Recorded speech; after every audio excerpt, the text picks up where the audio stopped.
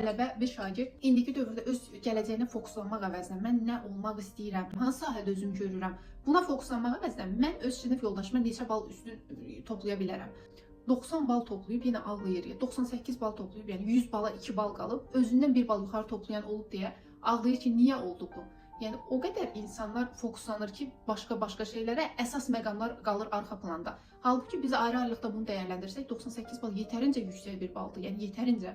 İnsan niyə öz uğurlarına sevinməsin, öz əziyyətini görməsin, gedib başqasından özünü müqayisə eləsin? Biz başqasından özümüzü müqayisə edəndə bizim özümüzə qarşı olan dəyərimiz aşağı düşür. Dəyərlər də motivasiyamıza birbaşa təsir göstərir.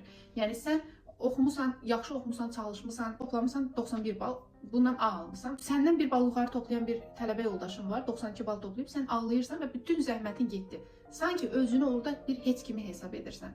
Niyə 1 bal məndən o yüksək bal topladı? Və yaxud da abituriyentsən, sınav imtahanında özünü qrup yoldaşından və yaxud da hazırlıq yoldaşına müqayisə edirsən. Niyə o məndən yüksək bal topladı?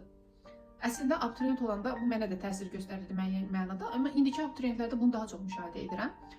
Bu da daha çox ətrafla bağlı olur. Valideynlərin müqayisə etməsi, ətrafdan gözləntilərinin yüksək olması, müəllim müqayisə edir ki, görüm hansınız daha yüksək toplayacaq, falan kəsə mükafat verə bilərəm. Bu da istər-istəməz bir müqayisə psixologiyası yaradır. İnsan özünə olan münasibətini də dəyişir, ancaq hədəflərini onun istiqamətində qurur.